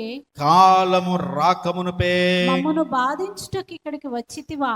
మమ్మును బాధించుటకు ఎక్కడికి వచ్చితివా అని కేకలు చాలు వేసిరి. చాలు చాలు చాలు. దేవుడున్న చోట నిర్జీవ క్రియలు ఉండలేవు, కరెక్టే. అయితే ఇంకా కొనసాగుతున్నాయి నీ జీవితంలో నిర్జీవ క్రియలు అంటే, మొట్టమొదటిది వాడు నేను మోసం చేస్తున్నాడు. రెండవది ఏంటో తెలుసా? వాళ్ళు అంటున్నారు, lord this is not the appointed time అంటున్నారు. ప్రభువా, ఇది నిర్ణయింపబడిన సమయం కాదు, మా సమయం ఇంకా రాలేదు. దురాత్మలు మనతో చెప్పే అబద్ధం ఏంటో తెలుసా? ఇది సమయము కాదు. ఫస్ట్ ఇది మోసం చేస్తాడు. ఎలా మోసం చేస్తాడు? అది నిర్జీవమైనది కాదన్నట్టుగా నీకు హాయిని కల్పించి ఆ నిర్జీవమైన వాటిలోకి నడిపిస్తాడు. రెండవది, సాతానుగాడికి ఒక అద్భుతమైన టైటిల్ ఉంది బైబిల్లో. అదేంటంటే, వాడట అబద్ధమునకు జనకుడట. ఏంటి? అబద్ధమునకు హస్బెండ్ ఆఫ్ లైఫ్. అబద్ధమునకు వాడు పెదామగుడు. బైబిల్ ఇంకొక మాట రాయించబడి ఉంది, వాడు ఆది నుంచి అబద్ధకుడేనట. ఎప్పటి నుంచి? He's a liar. వాడు అబద్ధికుడు. వాడు ఎంత అద్భుతమైన అబద్ధికుడు అంటే, వాడు అబద్ధం చెప్తే నిజంగా అంటే బాగుంటుంది. కొంతమంది చూడండి, వాళ్ళు అబద్ధాలు ఆడుతున్నారని మనకు తెలుసు, కానీ అది చాలా ఇష్టంగా ఎంజాయ్ చేస్తాం మనం. కొన్ని అబద్ధాలు అలాగ ఉంటాయి. మీ ఇంట్లో చిన్నపిల్ల చేతిలో చాక్లెట్ పెట్టుకుంటుంది, అమ్మ తినొద్దంటే. అమ్మకి దొరకగానే చెయ్యిలో పట్టుకుంటుంది. అప్పుడు అమ్మ ఏమంటది? రే నాన్న, నీ చేతిలో ఏముంది చెప్పంటే, ఏం లేదు మమ్మీ, అందులో చాక్లెట్ ఉందని మమ్మీకి తెలుసా తెలీదా? కానీ కోపగించుకుంటామా? అది చూసి నవ్వుకుంటామా? బాధపడతామా? ఆనందిస్తామా? చెప్పండి. బాధపడతామా?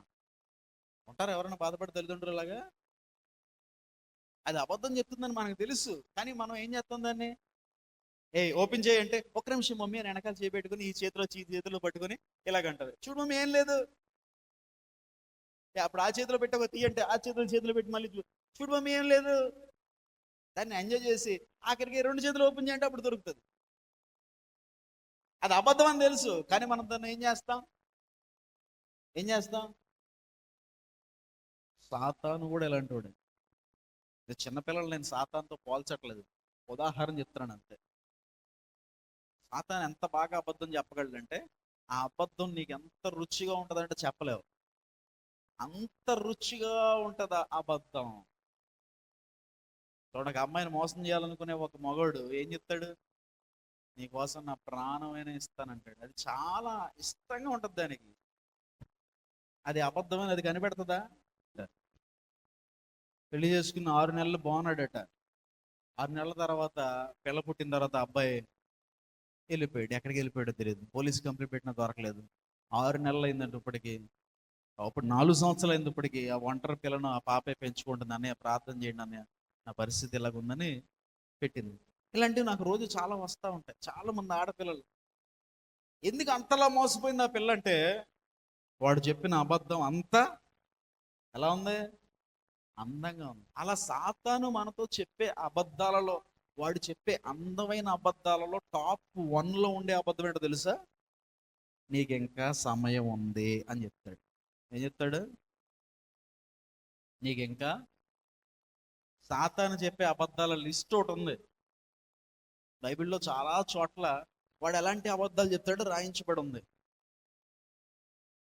ఆదిలో అబద్ధంతో చెప్పాడు. ఫస్ట్ అబద్ధం. ఆ అబద్ధం ఏంటో తెలుసా? ఇది నిజమా అన్నాడు. ఏమన్నాడు? ఇజ్ ఇట్ ట్రూ అన్నాడు. రెండోది అలా జరగదు అన్నాడు. ఇలా చాలా అబద్ధాలు పలు చోట్ల సాతాను అపవాది చెప్పినట్టుగా మనకు కనబడుతున్నాయి బైబిల్లో. అప్పుడు చెప్పే అబద్ధాల్లో టాప్ 1 ప్లేస్లో ఉండే అబద్ధం ఏంటో తెలుసా? నీకింకా టైం ఉంది. ఏముంది? దేవుడు చెప్తాడమ్మా, నువ్వు ఇలాగా చిరాగ్గా రెడీ అవ్వకపోతే, నువ్వు విశ్వాసులకు మాదిరిగా పద్ధతిగా చక్కగా నీట్గా బట్టలు వేసుకోవచ్చు కదమ్మా అని దేవుడు చెప్పాడు అనుకోండి. అపవాదిగా నీతో చెప్తాడు ఏంటో తెలుసా? దానికి ఇంకా టైం ఉందిలే. ఇప్పుడే లిప్స్టిక్లు, ఇప్పుడే గోల్డ్ రంగులు, ఇప్పుడే సింగారాలు, ఇప్పుడే సోకులన్నీ మానేసి ఏం చేస్తావు? ఇంకా టైం ఉంది. ముసల్దాన్ని పెట్టి నువ్వేమన్నా అంటాడు. ఎవరు? నువ్వు అందరు చూడు. మనం యవనస్తుడు వచ్చి అంటున్నాడు నాతో, బాధేసింది నాకు. అన్నాడు, మా పాస్టరమ్మ గారు అన్న జాకెట్ వేసుకుంటుందన్న, బాగానే ఉంది, చక్కగా మొత్తం నిండుగా జాకెట్ వేసుకుంటుందంట, వెనకాల అంత ఓపెనేనన్నా. అది నవ్వు కలిగించిన బాధేసింది. అంటే ఒక దైవ జనరాల్ని ఎలా చూస్తున్నాడు ఆ యవనస్తుడు? దానికి కారణం ఎవరు? సాతాను చెప్తాడు, నువ్వేమన్నా ముసలి పాస్టరమ్మ ఏంటి, నువ్వు యంగ్, వెనకాలంతా ఓపెన్ పెట్టుకో, నీ వీపంతా చూపించు. ఈరోజు పెద్ద జరుగుతుంది కదా యుద్ధం సోషల్ మీడియాలో. హీరోయిన్లు, యాంకర్లు వచ్చి మా బట్టలు మా ఇష్టం, మేము ఎలాగైనా ఇప్పుకు తిరుగుతాం. సాతాను చెప్పే అందమైన అబద్ధం. దానికి ఏం పేరు పెట్టారంటే స్వేచ్ఛ. స్వేచ్ఛ అంటే బట్టలు తిరిగి, వాళ్ళకున్న స్వేచ్ఛ మగోళ్ళకి లేదా? అదే ఒక మగోడు చొక్కా ఇప్పేసి బనీని ఇప్పేసి బస్సులో తిరుగుతూ ఒప్పుకుంటారా? సాతాను చెప్పే అబద్ధాలు ఇవి. వాడు ఏం చెప్తాడంటే, ఏమంటాడు? ఇంకా ఏముంది? టైం ఉంది, జాగ్రత్త. ఈ అబద్ధాన్ని అస్సలు నమ్మకం. వాక్యం చెప్తుంది, సమయము గతించిపోవచ్చున్నది. సమయము లేదు అని వాక్యం చెప్తుంది. సమయము లేదు గనక సమయమును ఏం చేసుకోమంటుంది? సద్వినియోగం చేసుకో. ఎరా, నీ కూతురు పెళ్ళిడికి వచ్చింది, నీ పిల్లోడికి మేసాలు వచ్చినాయి, ఇప్పటికైనా దరిద్ర కొట్టు వ్యభిచారాన్ని తాగుడిని మానుకోరా అని చెప్పామనుకోండి, పక్క నుంచి అపవాది చెప్తాడు, ఊరుకో. వాళ్ళు అలాగే అంటారు, ఇంకా సమయం ఉంది. నీ పిల్లకి పెళ్ళయి వాళ్ళకి పిల్లలు పుట్టిన తర్వాత అప్పుడు మానుకుంది కానీ లెక్క సమయం ఉంది. పెళ్లి చూడకుండానే పోతాడు టపక్కమని. ఒక నెల క్రితం రాజమండ్రి వెళ్తుంటే పాస్టర్ గారు నేను ఉదయం 6 గంటలకి ఏడుపులు కింద. ఏంట్రా బాబా నువ్వు ఉలిక్కిపడి కూసి ఏంటి ఏడిచేస్తున్నారంటే, ఒక ఫోన్ వచ్చింది వాళ్ళకి. ఏంటి ఆ ఫోన్ అంటే, ఒక ఆయన జాండీస్ వచ్చి లివర్ ఇన్ఫెక్షన్తో చచ్చిపోయాడు పొద్దున్నే. ఆవిడ గుండెలు బాధేసుకుంటుంది. అయ్యి బాబోయ్, వాళ్ళ దేవుడి పేరు చెప్పిన, అయ్యి బాబోయ్ ఎంత మంచోడో నాన్న, ఇలాంటి వ్యక్తి దొరకడమ్మా, ఇలాంటి ఎంత మంచోడో, ఎంత త్వరగా వెళ్ళట 4 రోజుల్లో పోయాడు. పిల్లకు పెళ్ళి ఎన్ని రోజుల్లో పోయాడు. వాళ్ళ అబ్బాయి ఇప్పుడు వాళ్ళ ఆయన ఏమంటాడో, పెళ్లి చేసుకునేవాడు వీడు ఫ్రెండ్ అంట. ఇప్పుడు ఆడు ఏమంటాడో, చేసుకుంటాడో చేసుకోడో. అయ్యో, ఆయన లేకపోతే ఎలా జరుగుతుంది? ఈ పిల్లలకి ఏమీ తెలియదు, పిల్లలకి ఏం తెలియదు, అంతా ఏకచక్రంగా తిప్పేవాడు, డబ్బులు ఎక్కడ దాచాడో తెలియదు, ఏమవుద్దో టెన్షన్ పడిపోతున్నారు. అతను అనుకుని ఉంటాడా చచ్చిపోతానని? పిల్ల పెళ్ళని ఇంకా ఉత్సాహంగా తాగుంటాడు నాకు తెలిసి. పిల్ల పెళ్ళని తాగుబోతులకి ఒక అద్భుతమైన అవకాశం ఏంటంటే, ఆనందం వచ్చినా తాగేస్తారు, దుఃఖం వచ్చినా తాగేస్తారు, ఎవడైనా చచ్చిపోయినా తాగేస్తారు, ఎవడైనా ఫోన్ చేసి తిడితే తాగేస్తారు. ఆడు తాగడానికి కారణం అక్కలేదు, ప్రతిదీ కారణం ఆడికి. ఎందుకు తాగేవారంటే, ఈరోజు మనసు బాగాలేక తాగాను. ఈరోజు ఎందుకు తాగేవారంటే, ఈరోజు మనసు బాగుండి తాగాను. ఇంకో రోజు ఎందుకు తాగేవారు అంటే మా నాన్న చచ్చిపోయాడు అని గుర్తొచ్చి తాగాను. ఇంకోసారి ఏం తాగావంటే నా పిల్లం గొడవ పడుతుందని తాగాను. అడిగి ఇంకా కారణం ఆడు తాగుతానే ఉంటాడు. నా పిల్ల అవుతుందని తాగుంటాడు, పెళ్లి చూడకుండా టాపా కట్టేశాడు. నిజమండి, ఇది వాస్తవం. కల్పించి సోది కథలు చెప్పట్లా, జరుగుతున్నది నేను కళ్ళారా చూసినే చెప్తున్నాను మీకు. సాతాను అలాగ అబద్ధం చెప్తాడు. ఏం అబద్ధం అది? ఇంకా నీకు దేవుని ఆత్మ నిన్ను ప్రేరేపిస్తాడు. ప్రార్థన చేసుకోరా, సమయం లేదు, నీ జీవితం అట్టడుగునుంది, కొన్ని సంవత్సరాలు చచ్చిపోతావు, లేదా నీ ఆత్మీయ జీవితం నాశనం అయిపోయింది, ఇలాగే ఉంటున్నావు, భ్రష్టుడు అయిపోతావు, లెగరా, ప్రార్థన చేయరా, ప్రార్థన చేయరా, ప్రార్థన చేయరా. అపవాది ఆత్మ, పరిశుద్ధాత్ముడు ఇలాగా నిన్ను ప్రార్థన చేయమని బలవంత పెడుతుంటే, 100 సార్లు నిన్ను ప్రోత్సహిస్తుంటే ఒకే ఒకసారి చెప్తాడు అపవాది అబద్ధం. ఈ 100 సార్లు చెప్తున్న మాటను పట్టించుకోరు, కానీ అదేంటో నువ్వు ఏంటా అబద్ధం? ఇంకా you have plenty of time. ఇప్పుడు ఏమన్నా చచ్చిపోతున్నాం ఏంటి అర్జెంట్గా లేచి ప్రార్థన చేయడానికి? పొడుగా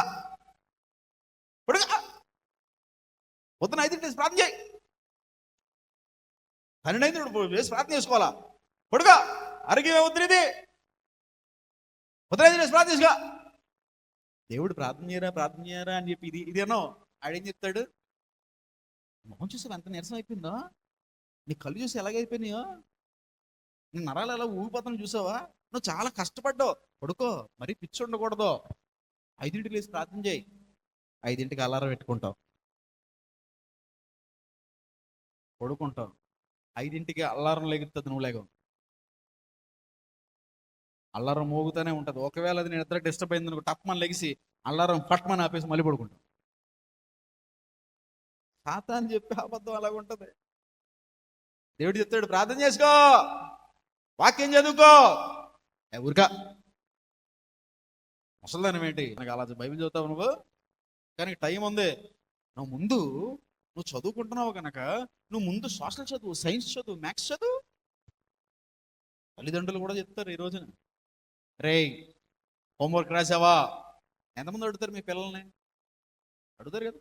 హోంవర్క్ రాసావా, సైన్స్ చదివావా, సోషల్ చదివావా, మ్యాథ్స్ వచ్చినాయా, ఎక్కాలి చెప్పు, 2 2 ఎంత, 2 4 ఎంత, 3 4 ఎంత. నీ బతుకులో ఎప్పుడైనా ఎరా బైబిల్ చదివావా అని అడుగుతావా? ఎరా 51 కీర్తనలు ఏముందిరా, 21 ఏముందిరా, 91 ఏముందిరా, 128 కీర్తన చెప్పరా, సామెతలు 1 ఏముంది, 2 ఏముందిరా, 12 మంది శిష్యుల పేర్లు చెప్పరా, మార్తా మరియాల తమ్ముడు పేరేట్రా? అడిగేవు ఎప్పుడైనా? అడగవు, అడగవు నువ్వు. సాతాను అంత తెలివిగా మిమ్మల్ని మోసం చేస్తాడు. మీరు ఎందుకు అడగరంటే, భక్తికి ఇంకా టైం ఉందిలేండి, మా పిల్లలకి చిన్న పిల్లలే కదా. దేవుడు ఎప్పుడో చెప్పాడు, బాలుడు తన నడవలసిన త్రోవను వాడు ఎలా ఉండమన్నప్పుడు నేర్పించమన్నాడు. వాడు చిన్నగా ఉన్నప్పుడే వాడికి నేర్పించండి, పెద్దవాడు అయినప్పుడు వాడు దాని నుంచి తొలగిపోడు. నువ్వేం చేస్తావు? ఇంకా భక్తికి ఇంకా టైం ఉందిలేండి, వాళ్ళు ఇంకా చిన్న పిల్లలండి. మరి అంత చిన్న పిల్లడికి ఎందుకు 20 ఏళ్ళ ఎక్కం? ఆడేమో నేను చదవలేను బాబోయ్ అంటే కొట్టి మరి 20 ఏళ్ళ ఎక్కం నేర్పిస్తావు? బైబిల్ ఎందుకు నేర్పించావు? సాతాను అబద్ధానికి లొంగిపోయావు. ఇంకా ఆడొక ఇంటర్కి వచ్చి ఆడి సిగరెట్ కాల్చి, గంజాయి కాల్చి, ఒక అమ్మాయిని లేపుకుపోయి ఏ పోలీస్ కేసులో ఇరుక్కుని ఆడు అప్పుడు కటకటాలు వెనకాల ఉంటే అప్పుడు నీకు గుర్తొస్తుంది, రే నేనే తప్పు చేసిండ్రా, నా పెంపకమే బాలేదు, చిన్నప్పుడే నిన్ను కొట్టాల్సింది, మరి అప్పుడు ఎందుకు కొట్టలేదమ్మా, అప్పుడెందుకు దేవుడి గురించి నేర్పించలేదమ్మా అంటే అప్పుడు ఒక అబద్ధం నీ చెవున పడింది, అపవాదిగాడు వేసిన అబద్ధం. ఏంటా అబద్ధం? ఇంకా నీకు టైం లేదు, అది నువ్వు తెలుసుకోవాల్సిన సత్యం. అపవాది చెప్పే అబద్ధం ఇంకా సమయం ఉంది, అది గుర్తించాలి మీరంతా. ఇంకా సమయం లేదు, ఇది అంత్యకాలము. దేవునికి స్తోత్రం. ఇది కోతకు సమయం, ఇది దేవుని బిడ్డలు పనిచేయాల్సిన సమయం, దేవుని బిడ్డలు ప్రార్థన చేయవలసిన సమయం, ఇది దేవుని బిడ్డలు వాక్యం చదవాల్సిన సమయం. రోజు బైబిల్ చదవరా అని చెప్పవనుకో, దానికి సమయం ఉండదు. వీడికి న్యూస్లు చూడడానికి మనకు సమయం, సినిమాలు చూడడానికి సమయం, ఫోన్లు తిప్పడానికి సమయం. బైబిల్ చదివా, రోజుకి ఎన్ని అధ్యాయాలు చదివా అని అడిగితే నాకు ఎక్కడ టైం ఉందండి. న్యూస్ చూసావా? సాతాను చెప్పే అబద్ధాలు నమ్మొద్దు. సమయం లేదు, ఎవడ సమయం ఎంతవరకు తెలీదు. మొన్నటి దినాన్న శుక్రవారం జరిగిన సందర్భం మీ అందరికీ తెలిసే ఉంటుంది. కడపలో రాత్రికి ఒక న్యూస్ వచ్చింది. ఎంతమంది చూసారు వీడియో? అది రాకెట్ వేస్తే ఒకటి కడుపులోకి వెళ్ళి పేగులలో బయటకు వచ్చి పేగులు పట్టుకున్నాడు, చచ్చిపోయాడు. అతను నిన్న హాస్పిటల్లోనే చచ్చిపోయాడు. అతను అనుకుని ఉంటాడా చచ్చిపోతానని? ఇంకా సమయం ఉంది అనుకుంటాడా? సమయం అయిపోయింది అనుకుంటాడా? అనుకుంటాడా? పుట్టక పుట్టారండి పిల్లలు. 6 సంవత్సరాల వాళ్ళ అబ్బాయికి. అతను పెద్దోళ్ళలాగా ఉన్నాడు కానీ 10-15 సంవత్సరాలకు పుట్టారంట పిల్లలు. ఆడికి ఇప్పుడు 6 సంవత్సరాలు పిల్లోడికి, చిన్న పిల్లోడు. అతను అనుకుని ఉండడు, ఇదే నాకు ఆఖరి దినం, ఇదే నాకు ఈ క్షణమే నాకు ఆఖరి, చచ్చిపోతానని అతను ఎప్పుడు కల్లో కూడా ఊహించుండడు. అతని డ్యూటీ అతను చేసుకున్నాడు. అతను చాలాసార్లు చూశాను నేను. ఆ రెస్టారెంట్, ఫిర్దౌస్ రెస్టారెంట్కి చాలాసార్లు వెళ్ళాను నేను. ఆ పక్కన షిరిడీ సాయి స్వీట్స్ ఉంటుంది, దానికి చాలాసార్లు వెళ్ళిన ప్రతిసారి నేను బండి పార్క్ చేసిన ప్రతిసారి ఉండేవాడు అక్కడ. నాకు చాలా బాగా గుర్తు ఆ వ్యక్తి. ఎప్పుడు అనుకున్నాడు ఇదే నాకు ఆఖరి క్షణం అని. సరదాగా చూస్తున్నాడు, సంబరాలు కాల్తుంటే కాల్చండ్రా అనుకుంటున్నాడు ఉంటాడు. అది వచ్చి అతని గడుపులోనే దబేలని పేలి పొట్ట పేగులన్నీ బయటకు వచ్చినాయి. గమనించు, నీకు కూడా అలాంటి ఆఖరి నిమిషం ఒకటి ఉంది. అదేంటో నీకు తెలియదు. నీకు తెలియదు. అది వయసుతో సంబంధం లేదు. నీకు కూడా అలాంటి ఒక ఆఖరి నిమిషం ఉంది. నాకు ఇంకా సమయం ఉంది అని నువ్వు అనుకుంటున్నావేమో, సమయం లేదు. కొరింథీయులకు రాసిన 2వ పత్రిక, కొరింథీయులకు రాసిన 2వ పత్రిక 6వ అధ్యాయం 2వ వచనం.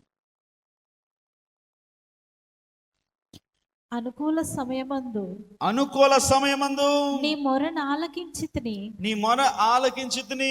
రక్షణ దినమందు నిన్ను ఆదుకొంటిని ఆయన చెప్పుచున్నాడు కదా. ఇదిగో ఇప్పుడే మిక్కిలి అనుకూలమైన సమయము. ఇదిగో ఇదే రక్షణ దినము. దేవునికి స్తోత్రం. మనం అనుకుంటాం ప్రభు అన్న మాటను బట్టి అనుకూల సమయం ముందు దేవుడిని రక్షిస్తాడు. చాలా మంది ఇక్కడ ఉన్న వాళ్ళు ఒక మాట అంటారు, టైం వచ్చినప్పుడు అండి నేను మారిపోతానండి. ఎప్పుడు? నేను చాలా మంది యవనస్తులతో చెప్పినప్పుడు, ఎరా బాప్తిజం తీసుకుంటారా అన్నప్పుడు వాళ్ళు అంటారు, టైం వచ్చినప్పుడు తీసుకుంటామన్నా. ఎప్పుడు తీసుకుంటాం? టైం వచ్చినప్పుడు తీసుకుంటాం. మారమ్మా ఇది మంచిది. టైం వచ్చినప్పుడు దేవుడే మార్చుకుంటాడు అన్న. దానికి అర్థం అదే.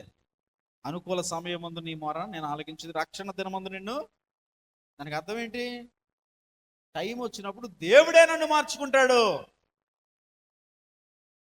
ఇక్కడ చెప్తున్నాడు అపోస్తలుడు, టైం కాదయ్యా, ఇదే ఈ క్షణమే మిక్కిలి అనుకూలమైన సమయం, ఇదే రక్షణ దినం. ఇక్కడ మీరు ఎవరైనా టైం వచ్చినప్పుడు విడిచిపెట్టుకుంటాను నా పాపాన్ని, టైం వచ్చినప్పుడు మొదలు పెడతాను ప్రార్థనని, సమయం వచ్చినప్పుడు నేను వదిలేసుకుంటాను ఈ వ్యసనాన్ని, సమయం వచ్చినప్పుడు ఈ అక్రమ సంబంధాన్ని వదిలేసుకుంటాను, టైం వచ్చినప్పుడు ఈ పాపాన్ని విడిచిపెట్టుకుని, టైం వచ్చినప్పుడు దేవునికి నా జీవితాన్ని అంకితం చేసుకుంటాను, సేవకు అంకితం చేసుకుంటాను, మందిరమునకు అంకితం చేసుకుంటాను.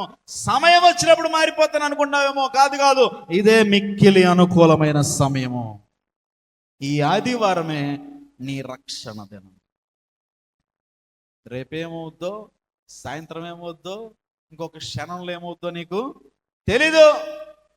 నువ్వు తీసుకోవలసిన నిర్ణయాలు, నువ్వు చేసుకోవలసిన మార్పులు, దేవుని సన్నిధిలో పడవలసిన పశ్చాత్తాపం, వదిలేయవలసిన నిర్జీవ క్రియలు వదులుకోవడానికి ఇదే మిక్కిలి అనుకూలమైన సమయం. దేవునికి స్తోత్రం. యాకోబు పత్రిక 4వ అధ్యాయం 14వ వచనం.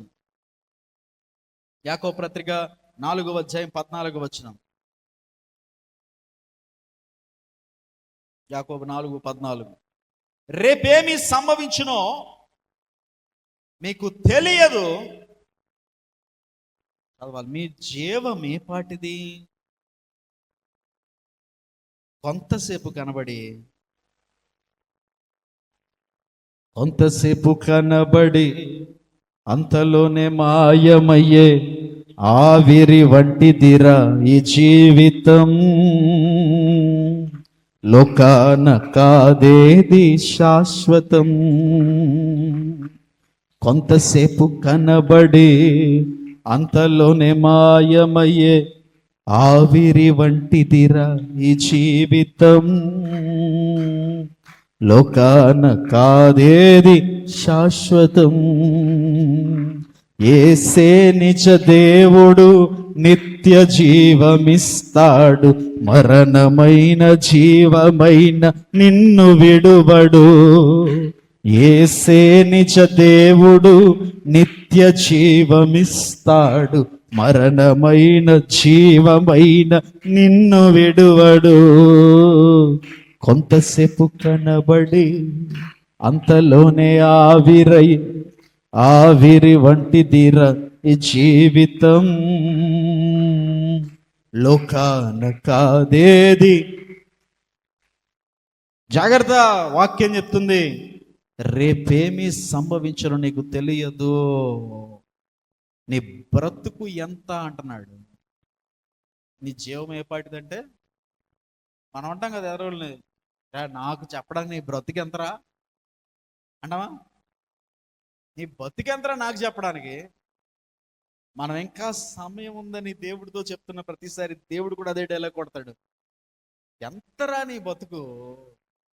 ఆవిరి వంటిది, ఈరోజు కనపడద్ది, రేపొద్దున మాయమైపోతుంది. ఇప్పుడే నువ్వు నిర్ణయించుకుంటే ఇప్పుడే తీసుకోవాలి. దేవునికి స్తోత్రం. నువ్వేం చేయాలనుకున్నావు ఇప్పుడే చేయాలి.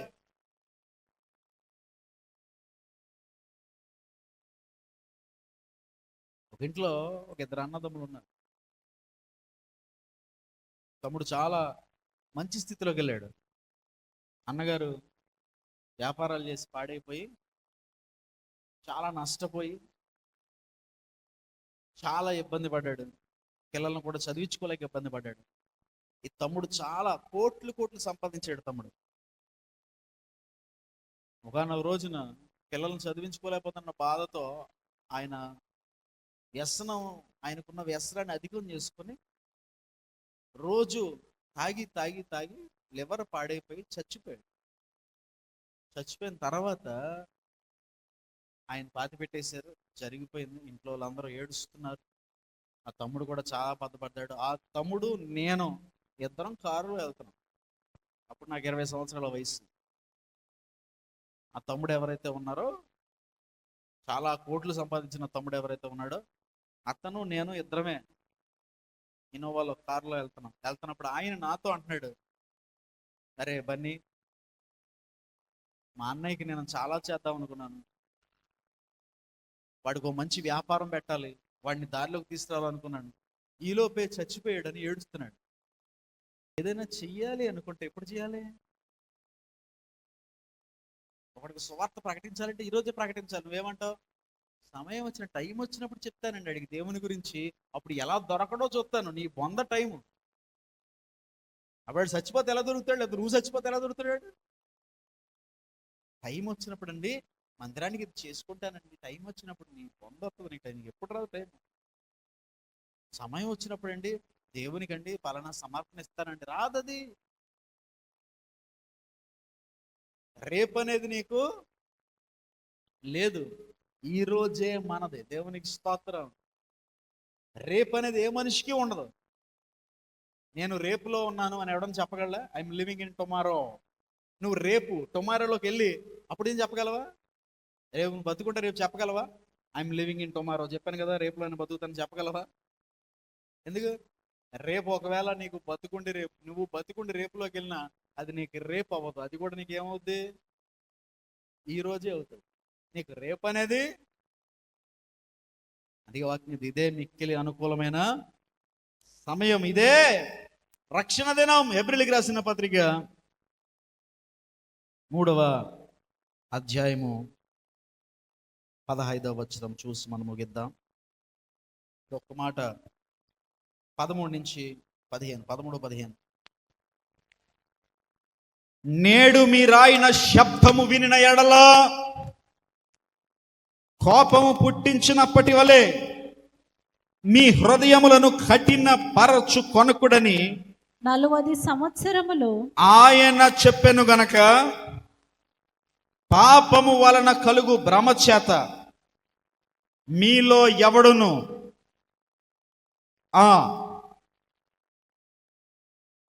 నేడు అనబడు సమయం ఉండగానే ప్రతి దినమును ఒకనికొకడు బుద్ధి చెప్పుకొనుడి. ఏలయనగా మొదటి నుండి మనకున్న దృఢ విశ్వాసము అంతము మటుకు గట్టిగా చేపట్టిన ఎడలనే క్రీస్తులోను పాలువారై ఉన్నాము. దేవునికి స్తోత్ర.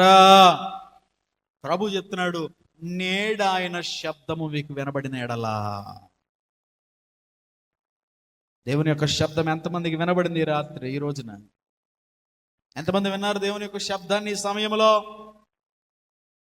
మీకు ఆ శబ్దము వినబడిన ఎడల, ఈ శబ్దము దేవుని శబ్దం అని మీరు ఎరిగిన ఎడల, వాక్యం చెప్తుంది, మీ హృదయములను కఠినపరుచుకోవద్దు. మొండిగా మీ హృదయములను కఠినం చేసుకోవద్దు. ఇలా చెప్తాడులే పాస్టర్ గారు అనుకోవద్దు, ఇది నా స్వరం కాదు, నేను కఠినం చేసుకోకూడదు, మీరు కఠినం చేసుకోకూడదు. మనందరితో దేవుని మాట్లాడుతున్న మాట ఇది. ఆయన శబ్దము మనకు వినబడినది కనుక మన హృదయములు కఠినము చేసుకోనక అంటున్నాడు, నేడు అను సమయము మీకున్నప్పుడే. దేవునికి స్తోత్రం. ఈ రోజు అను సమయము మీకున్నప్పుడే అంతము వట్టుకు ఆయనతో ఉండాలంటే మీ రక్షణను కాపాడుకోవాలి. దేవునికి స్తోత్ర.